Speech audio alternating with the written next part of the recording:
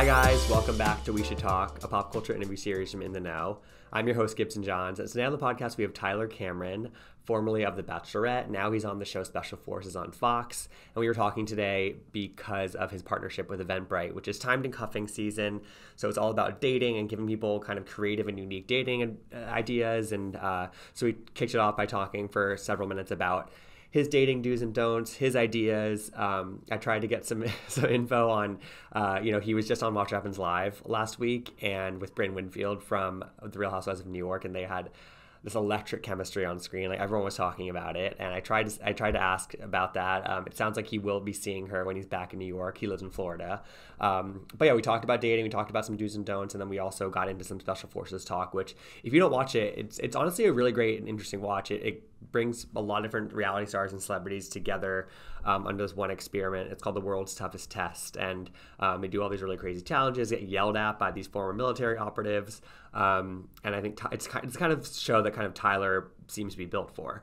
I heard about that experience and also his friendship with JoJo Siwa, which came out of the show, which is honestly great. It sounds like she's kind of a little sister to him. So anyway, keep listening for my interview with Tyler Cameron. Check out his partnership with Eventbrite, which went live today. And please rate, review, and subscribe to We Should Talk on Apple Podcasts or wherever you get your podcasts.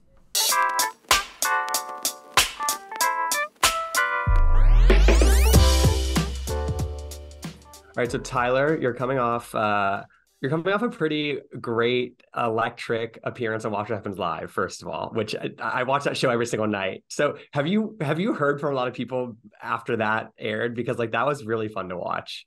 It was funny. Today I was actually at my high school for my foundation. We have like a mentorship program, and all the teachers and like guidance counselors were coming up to me like, "You were so funny, you and Andy and Brynn and all that." I was cracking up. Yeah. Well, okay, we're here with Eventbrite talking about dating and cuffing season and all of that. So I feel like I can ask you and Brynn had some good chemistry. Your kind of co-star on that episode. Have you been talking to her? Would you ever see her again? Yeah, me and Brynn would hang out. She's great. We had a lot of fun. She's an incredible girl. I'm sure we'd hang out. We're gonna hang out, again in New York. Okay, good.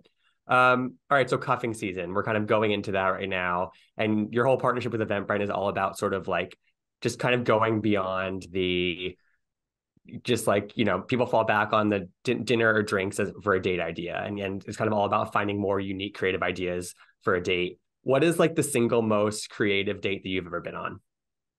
Well, I mean, the bachelorette dates were hard to beat, Right, right. But I think ever since then, like Eventbrite's made me, or not, ever since then, bachelorettes made me want to do more with my dates. Yeah. I always started out with dinner and drinks when I would go on dates, but now I even changed that. I would do dinner and drinks if it kept going well. I would do fun events, like find things to do. I didn't have this Eventbrite list back in the day. I wish I did. But now I'm almost leaning more into dinner and drinks to doing things on this list. I mean, they got you covered for so many fun events and activities. It makes dating so much easier. And dinner and drinks, nothing's worse than being on a date, dinner and drinks, than not liking the date. And then you're stuck. Is that so? Like when you're so like kind of having this fun, more like unique idea for a date, like that kind of takes you out of that. Like it kind of gives you a distraction if it's not going well, and then if it is going well, it's like that much more fun.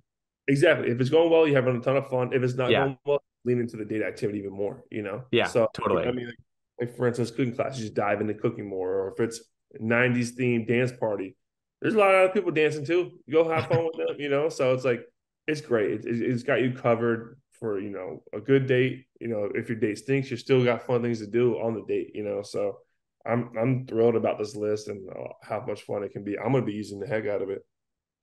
Good. And I feel like it's also one of those things where like I think people think that kind of suggesting something kind of out of the box for a first date is like a little bit like doing too much. You know what I mean? But I feel like that's like a misconception about that. Like It it is. would It be is. kind of cool if somebody does suggest something more unique. Yeah, like I think it'd be so cool to actually I did a trapeze date one time. I Oh surprised yeah. them up on a first date to a trapeze date, and when like I just told them wear something athletic, like and that they had a blast, like it was a great date. We were to have fun, and so I think like getting out and doing things like that are it's important. I think you really get to see who someone is, the way they act and the way they react to certain things, so Yeah, dinner. it kind of takes all the artifice out. It's just like, okay, are you up for this? Like, you know what I mean? Exactly. Yeah. Yeah. Is there anything that you like, if you were like talking to somebody and they were suggesting something for a date that you wouldn't be up for? That's like, all right, maybe that's too far, or maybe it's just like not my thing. Well, I was just kind of thinking that, like, Gibson, like, imagine, like, you like if I was, like, I'm a fun outgoing and I want to do fun things all the time, and I like to lean into things. So if there's like if I want to take someone out on a 90s team date and they don't want to go, they don't want to dress up and lean into it, I'm like, well, we're not gonna have that. Much fun together down the road probably then. So I need someone Totally. to play with me. Totally. And then also kind of part of this is you have some of these dating tips that you put together, and one of them is to like unplug together and just kind of be in the moment. Yeah. And I'm curious, like for you as somebody, you're in the public eye, and you know somebody might come into a date with you, like knowing about you or not knowing about you, kind of on either part of the spectrum. The unplugging aspect of being on a date with somebody, has that ever like have you ever gone on a date with somebody who like was very much on their phone, like trying to like document the date? Like, what have you ever had that experience, or like they're kind of Yeah, they're I've had probably some. there for the wrong reason? Yeah, I've had some of those, and right away it's a huge turnoff. You Yeah, know. So after that, I'm like, oh, well, this isn't going to happen again. yeah. So like somebody's like trying to take a picture on a date or something. Picture on a Yeah, date, or you can catch them with their phone, like videoing, and you know what I mean. It's like, come on, put your phone away. yeah. So how do you? I mean, again, this is all about kind of going into cuffing season. When you're sort of in when we're in this mindset of like, all right, it's getting colder out, like trying to like find somebody to be with in the cold months, like how do you date somebody? I mean, how do you date somebody now? How do you meet somebody? Is it set up? Is it somebody? Is it Instagram DMs? Are you on dating apps? Like how do you? It's Because kind there of there are more factors for you. all the above, Yeah, But really, I've been kind of just leaning into the people I've met around yeah. me now. I've kind of got away from DMs, and part of the reason is I'm just so busy that I don't Hmm. have time for small talk or DMing or going on dating apps. Like, I feel bad because all those conversations just get left, and like forgotten about. So, but if I find someone, I meet someone that really catches my eye, I'm more inclined to try and keep up with them and talk to them and whatnot in person. So it's definitely, I do better when I meet people in person. Yeah. And then another way that people can meet people is by posting thirst traps. And you posted recently that you lost your videographer, which is upsetting for a lot of people because you've been posting a lot of thirst trap videos. Does that work? Does that trap people? I'm sure, maybe helps a little bit, you know. It has to. It has to. Yeah. It doesn't hurt. It doesn't hurt. um, so Tyler, you're also on Special Forces right now, which is I watched the first season of that show. I kind of love that we're in this era of like this kind of reality mashup show where like we're kind of seeing a bunch of people thrown together.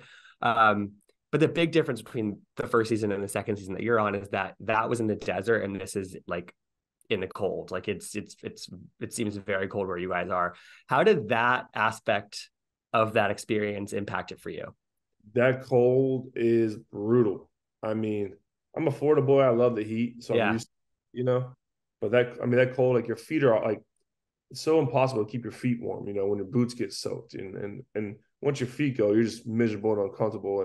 And we just had to learn to be miserable and be comfortable being miserable. And like, so you watch us, like, days go by, like you get miserable, agitated, like just that coldness, it beats it out of you. And then you work out. They make us work out and sweat and burn up, and the next thing you know, all that sweat now makes you cold. It's just right. like that ending battle of being cold.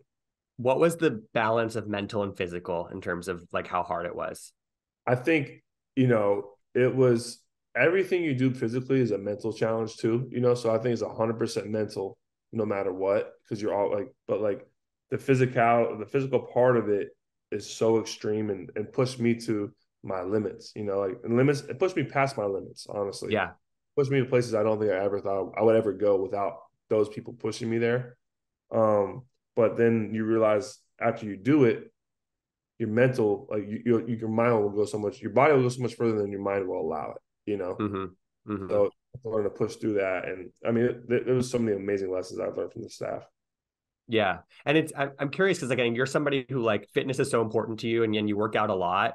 Do, do you feel like that like adequately prepared you for what you went into, or like there probably or was there sort of a certain point where like you can only do so much to kind of prepare for something like this. Yeah, no, I mean, it definitely gave me an edge with like the physical stuff, you know. Yeah. But there are certain things that are so mental that, you know, it doesn't matter. It's all about focusing and locking in. And, you know, I remember I mess up on events sometimes because it'd be like my one chance to relax almost, you know, like, Yeah. you get to see 8 other people go do this task so I can take a chill for a minute, you know, and then I would go up there. I was like, I don't care. And then I'd screw it up, you know. Yeah. Um, you know, it takes a beating on you. Mm-hmm. And I read, I forget if it was you or her that said it, but you and JoJo Siwa really hit it off, which to me is a really fun friendship. Like, talk to me more about your friendship, because I think it's a surprising duo, but it kind of, I don't know, I think it's just fun to think about you guys being friends. Yeah, I mean, the show really makes you kind of just become each other's, you know, family. You know, like Yeah.